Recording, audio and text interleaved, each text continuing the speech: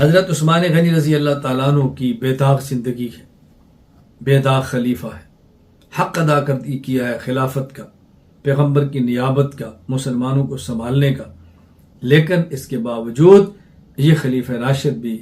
اس امت کے ظالم ہاتھوں سے محفوظ نہیں رہے۔ اس امت کے وہ ظالم افراد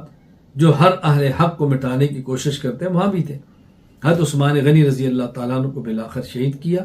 اور آپ کی شہادت کے محرکات اور اسباب کیا تھے، میں اختصار سے ذرا اس کو ذکر کرتا ہوں کہ آخر آپ کے علم میں ہو، اتنا بڑا شخص مدینہ منورہ میں اور خلیفہ المسلمین ہونے کے باوجود کیسے شہید کر دیا گیا۔ میں چند ایک محرکات ذکر کرتا ہوں۔ نمبر 1، حضرت عثمان غنی رضی اللہ تعالیٰ عنہ کے زمانے خلافت میں فتوحات کے دروازے کھل گئے، مال غنیمت کثرت سے آئی،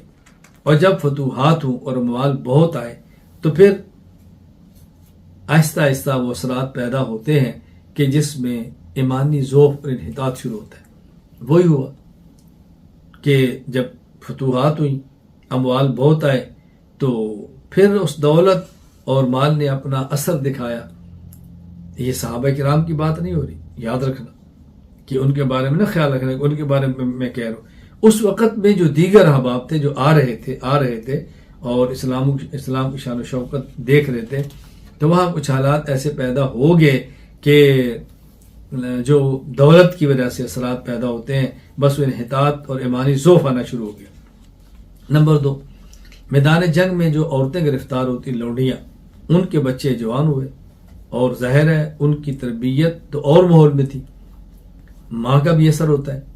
تو اس اثرات کی وجہ سے بہت زیادہ تعیش اور آزاد خیالی آنا شروع ہو گئی۔ نمبر 3، مراکز سے کابل تک کا علاقہ اسلام کے زیر نگین تھا، اور کافر قومیں جو مسلمانوں کے خلاف عداوت کا جذبہ رکھتے تھے، طاقت مسلمانوں کو غالب نہ کر سکے، لیکن ان کے اندر حسد کی آگ بھڑکتی رہی اور انہوں نے سازشوں کا تانا بانا بننا شروع کر دیا۔ نمبر 4، حکومت کے اہم مناصب پر اہل قریش تھے، اور قریشی نوجوان عثمان غنی رضی اللہ تعالیٰ عنہ کے زمانہ میں خلافت کے عہدوں پر موجود تھے۔ تو دوسرے بعض قبائل کے لوگوں میں یہ بات آئی کہ جب فتوحات ہوئی تو ہماری تلواریں بھی شامل تھیں، پھر زیادہ قریش کیوں امور سلطنت پر مامور ہیں؟ تو یہ ایک ایسی بیدہ پیدا ہوئی جس نے آہستہ آہستہ خانہ جنگی کی فضا پیدا کرنی شروع کی۔ نمبر 5، حضرت عثمان غنی رضی اللہ تعالیٰ طبعا نرم تھے، اور فطری اعتبار سے آپ کے مزاج میں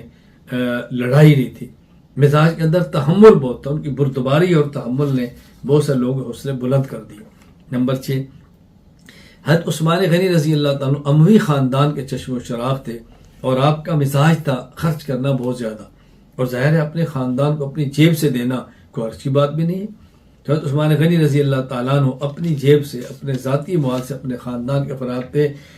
صلہ رحمی کی بنیاد پہ خرچ کرتے۔ لوگوں نے اس کو غلط رنگ دیا اور پروپیگنڈا غلط کیا کہ بیت المال کا پیسہ اور مسلمانوں کا پیسہ رشتہ داروں پر لٹا رہے ہیں۔ یہ بھی ایک فضا خراب ہونے کا سبب، یعنی ایک فضا کو خراب کرنے کا یہ پروپیگنڈا بھی باعث بنا۔ نمبر 7،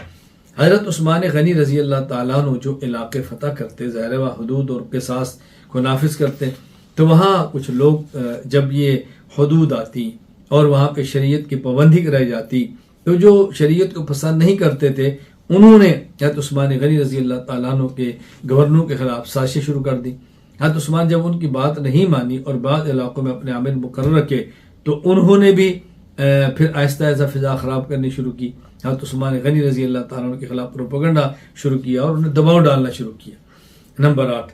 سبائی فتنہ جس کا بانی عبداللہ بن سبا تھا، نہایت غلط اور گندے نظریات کا مالک تھا اور یہودی تھا، اسلام کا لبادہ اڑا اور اسے پروپیگنڈے کیے۔ ایک پروپیگنڈا یہ تھا کہ دیکھیں عیسیٰ علیہ السلام دوبارہ دنیا میں آئیں گے، حضرت محمد صلی اللہ علیہ وسلم کیوں نہیں ہے، وہ تو عیسیٰ علیہ السلام سے افضل ہے،